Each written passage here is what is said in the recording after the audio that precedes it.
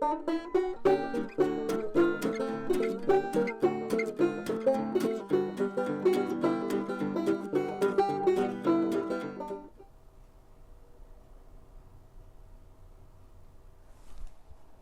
friends, family, total strangers.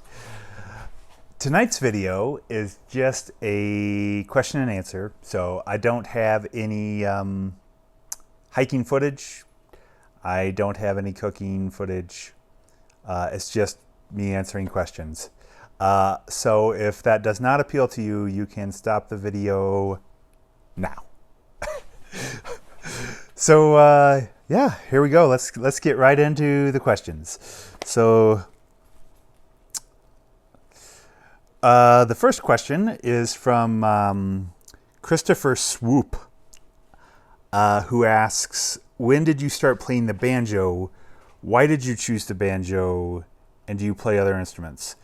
So I bought my first guitar. I was 23 years old, working at Stevens Pass in Washington, ski resort. And I bought a guitar for $30. And I had it for a year and never really got anywhere on it. I was trying to learn material that was beyond my ability, essentially. And so I decided to sell it the next summer and then buy a better guitar when I was near a city. And so that's what I did. I sold the guitar, and when I went to buy a better guitar, I was in the music shop and I saw a banjo on the wall, and I just decided in that moment, I want a banjo. So I very much impulse bought a banjo. Went in the music shop intending to buy a guitar, bought a banjo, and it just sat for about a year. I didn't really get anywhere with it. And then there's a couple of artists that I really started getting into who played banjo, and so I dedicated myself and just started playing. So I bought it in the probably November of 2000, but I really didn't start playing it until the winter of 2001, 2002. So, and then do I play any other instruments? I do play guitar. I play mandolin. I play the flute, mostly in like a funk rock style. And then I dabble in some other things, but mostly banjo and guitar with a little bit of flute and mandolin. So yeah, next question.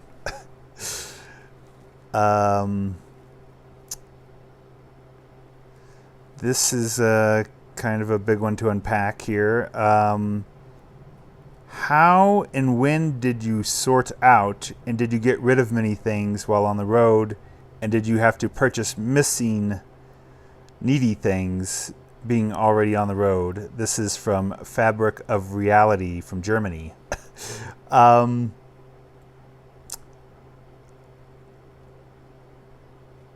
So I already didn't have that much stuff, so getting down into the van wasn't that hard. I still definitely had to get rid of some stuff, throw away stuff, give away stuff. I didn't sell anything. I've always been kind of a person who, I don't really sell things. I just give them away to people I think would use them. And then, stop barking, Jax. Let's see. Did you get rid of many things while on the road? I did get rid of some stuff. Stop barking, Jax. I've definitely gotten rid of stuff. I can't think of offhand exactly what. And then I have bought some new things for the van. I bought a shower tent, which I still haven't used yet, but I just bought it recently, so that should be nice to have. So yeah, more or less what I have in this van now is what I started with. I've definitely dropped a few things, but not much. I'm more or less running with what I had when I started. Noreen N asks, any fall, winter work suggestions in places that are warm other than Amazon or beet harvest? Well, first of all, Amazon and beet harvest aren't that warm. Like, and yeah, that's for kind of before winter. So it's, yeah, fall positions. There's not a lot of great options. I think the best option is just to pick a warm weather city, whether it's Phoenix like I did, or Tucson, or, you can go Houston, San Diego, San Antonio, wherever you want to do it. And you can get fall seasonal jobs, which are essentially just for the Christmas season. So not so much fall, but like pre-Thanksgiving through Christmas. A lot of department stores hire seasonally for that period. FedEx, UPS. There's definitely lots of jobs out there in those towns that are just little seasonal month and a half, 2-month gigs that you can get, which are a good option. So I think that's probably my best suggestion, rather than trying to find a resort, because there's not a whole lot of resorts out there, and there's not a whole lot of, I think for me, in my opinion, that's probably the best option for fall. Or, if you want to work through the whole winter, you can just get a job and quit when you're done with it. I try not to quit. I like to work seasonal jobs where I just work through my contract and leave. But sometimes there's just no way around it.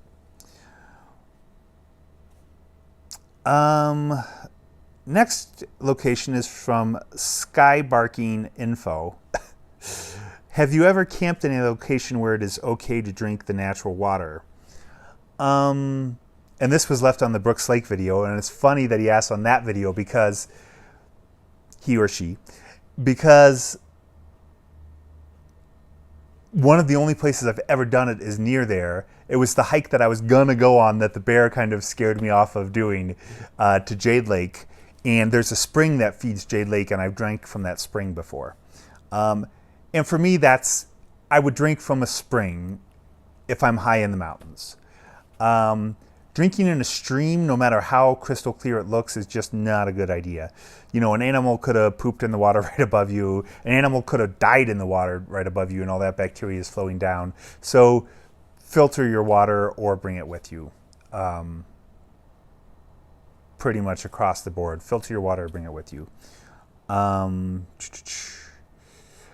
Yarn Buzz asks, what would you do if you were hiking and came face to face with a grizzly bear?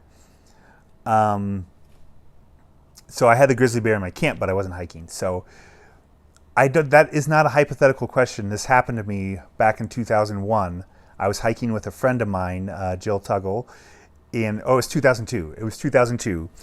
And we had bear spray with us, and we were hiking. We did a backpack, and we're hiking back, and I had just turned around and told her, like, hey, keep an eye out because there's tons of grizzlies in this area. And when I turned back, there was a grizzly blocking the trail. So mountain on this side, lake on this side, and grizzly blocking the trail. And we stopped, and it stopped.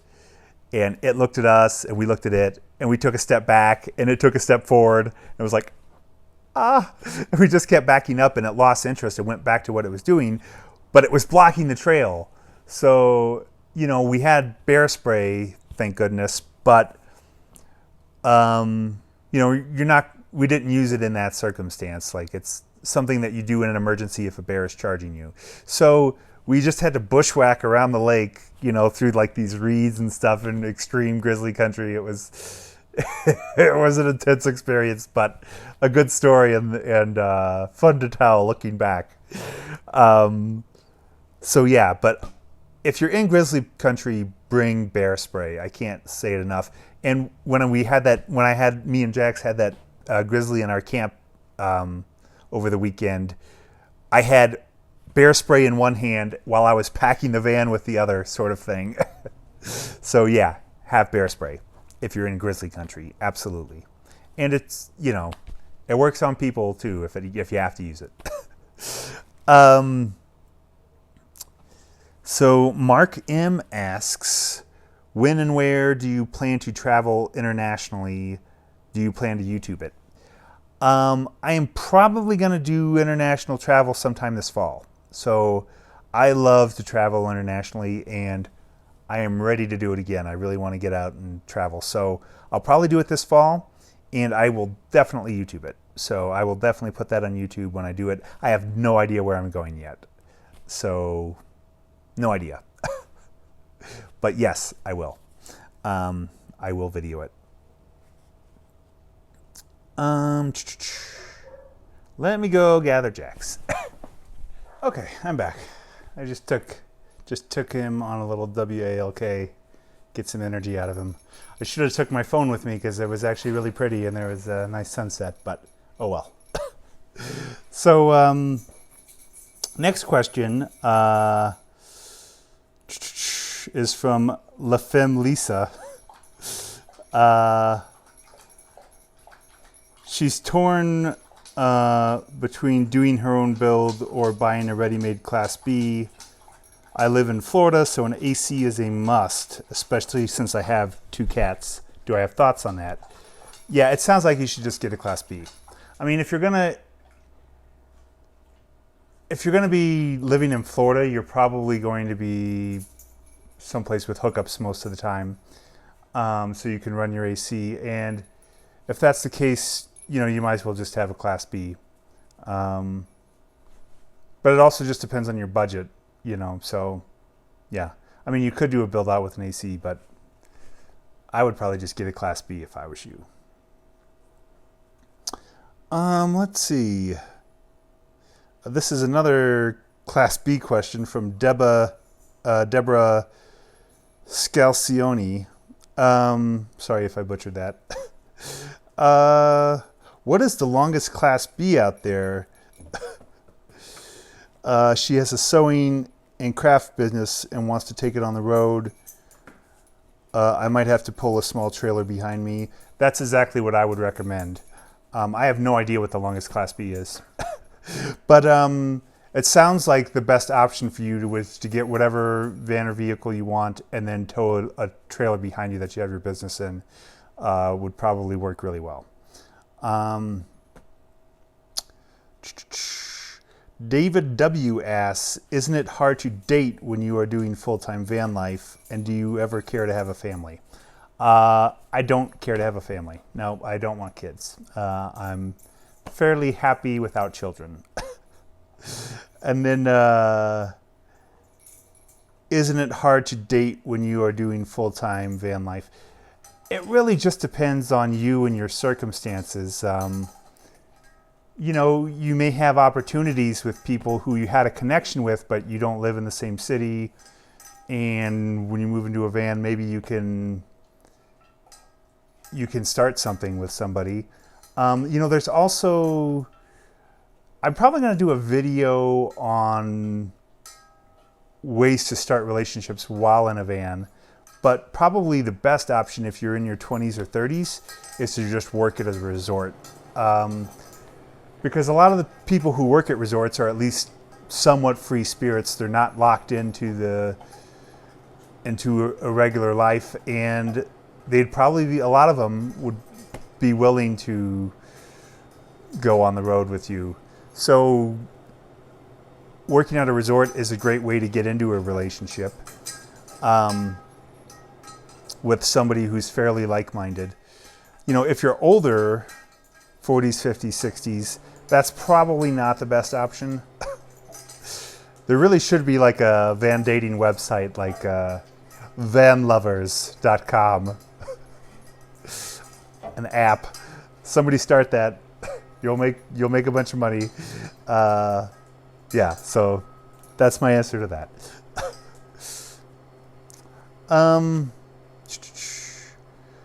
Question. This is from Remus King of Rome 5. Do you want a 4-wheel drive camper? Not really. I mean, it would be nice to have 4-wheel drive, but I get pretty much just about everywhere that I want to get. There's only been a couple of times where I feel like I was limited by not having 4-wheel drive. So I just don't think it's worth the extra expense, and probably the worst gas mileage. So yeah, I'm not worried about four-wheel drive. I like what Adventure Van Man says about four-wheel drive. Is he said it just means that you'll get stuck farther in. So yeah, that's that. I got an email, and this was from Jim. He, let's see, what does he say here? He has this whole litany of questions. So you talked about the advantage of going where you want, when you want, say family situation or whatever. But if you have to get someplace faster than you can drive, do you store the van and fly? What happens if you exercise flexibility and drive to a family emergency and the van breaks down and you have got to get there? What do you do? Last, what do you do if there is a disaster where you lose the van, phone, computer, etc.? Any disaster recovery tips? So van life gives you a lot of flexibility, but it also demands a lot of flexibility in return. So, if you have a family emergency that you can't drive to, yeah, I kind of have a good situation because I have so many friends and family all across the country. I could probably leave my van somewhere with somebody and fly if I had an extreme emergency. But odds are, most of my really close family and really close friends are within I could do it in a day and a half if I absolutely had to, and you're not going to get that much faster from flying. So that's not really an issue. If the van breaks down on the way to an emergency, well, yeah, I can get it fixed or take it in somewhere and then fly to where the emergency and deal with that. But what was if I lose my van or phone or computer, do I have any disaster recovery tips? Yeah, just be flexible and be ready to adjust. And you need to have an emergency fund for if you need to get a new vehicle, or a credit card with a big limit will do. Especially if you can just work and pay it off in the course of a summer or something. So yeah, you just got to be flexible and roll with the punches and figure it out as you go. So I think that's that. And yeah, I think that's pretty much the end of my questions here. Yeah, that's my Q&A. So thanks for watching. Please like, subscribe, comment, all that fun stuff. And see you next time.